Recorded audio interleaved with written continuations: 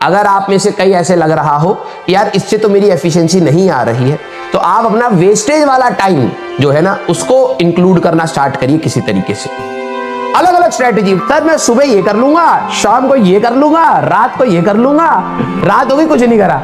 अब पता है क्या होता है, आप इतना आइडियलिस्टिक प्लान बनाते हैं। मैं तो इसलिए कहता हूं भाई फ्लो के साथ चलो, आपको भी नहीं पता कल क्या होने वाला है, ठीक है। कल कोई इमरजेंसी आ जाए, कल कोई सेलिब्रेशन आ जाए तो उसमें आपका समय चला जाएगा, फिर आपका सारा प्लान जो आपने 5-6 घंटे लगा के बनाया है, फिर उसके अंदर आप 1-1.5 घंटा और लगाएंगे, उसको मॉडिफाई करेंगे, फिर मॉडिफाई करेंगे। इससे बेटर है कि आपका जो भी समय बर्बाद हो रहा है उसको आप हर समय पर मतलब हर मोमेंट पर ही कंट्रोल करते रहिए। मैं जिन बच्चों को एड्रेस कर रहा हूं वो कौन से बच्चे होते हैं जो लेक्चर्स देखना बंद कर देते हैं। मैं पीछे का रिवाइज नहीं करूंगा तो मार्क्स कैसे लाऊंगा, मेरे को तो लग रहा है मैं भूल रहा हूं। वो सभी के साथ हो रहा होता है। अब आप क्या करते हैं, आगे वाले चैप्टर्स पे फोकस कम कर देते हैं। मैं यहीं पे बता रहा हूं, यहीं से डिफरेंस स्टार्ट होगा।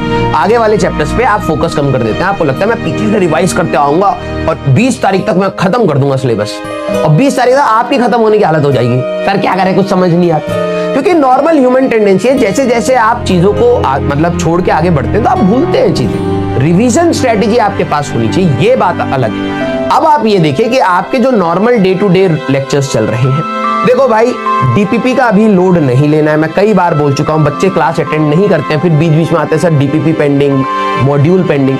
होगा, ठीक है होगा। आप लोगों ने कोई छोटा मोटा गोल थोड़ा ना लिया है भाई, ऑब्वियस सी बात है टाइम क्रंच होगा। थोड़ा प्रैक्टिकल सोचा करो। सर दूसरे को कैसे मिल रहा होगा, सभी को नहीं मिल रहा भाई। जिसने पहले से अच्छी तैयारी करी है उसको मिल जाएगा थोड़ा बहुत। ऐसा भी नहीं कि उसको 7 महीने प्रॉपर फ्री मिल गए तुमसे आगे दौड़ निकले, नहीं भाई ऐसा नहीं। सबका साइकोलॉजिकली यही होता है यार, पता नहीं अगले साल कैसे होगा, पेपर कैसा आएगा, जो मैं पढ़ रहा हूं वही इंपॉर्टेंट है या नहीं है, ये सभी के साथ हो रहा होता है। तो आप उसमें कोई नई चीज से सफर नहीं कर रहे हैं, पहली बात तो ये एक्सेप्ट कर लीजिए। आपको अपनी जो नॉर्मल क्लासेस चल रही हैं उसको मेंटेन करना है। उसका जो इंटरेस्ट आप रख रहे थे कि हाँ यार इसके बाद मैं इतने क्वेश्चन लगा पा रहा हूँ, सारे बच्चे लेक्चर्स एंड पीवाईक्यूज पर पलट जाइए। बस अब मैं कह रहा हूँ स्टार्टिंग में डीपीपीस क्या क्यों कह रहे थे, मॉड्यूल क्यों कह रहे थे, उसका रीजन एक ही कि आप एटलीस्ट एक रूटीन हैबिट में आइए, क्योंकि आखिरी में आपकी सिटिंग आवर्स होनी चाहिए। स्टार्टिंग में सिलेबस कम होता है, 1.5 घंटा पढ़ोगे खत्म, सो जाओ खेल लो, बिल्कुल कर सकते हो। लेकिन अब आपको सिटिंग आवर्स देने पड़ेंगे, और वो सिटिंग आवर्स की प्रैक्टिस कौन कराता है, फर्स्ट फेज।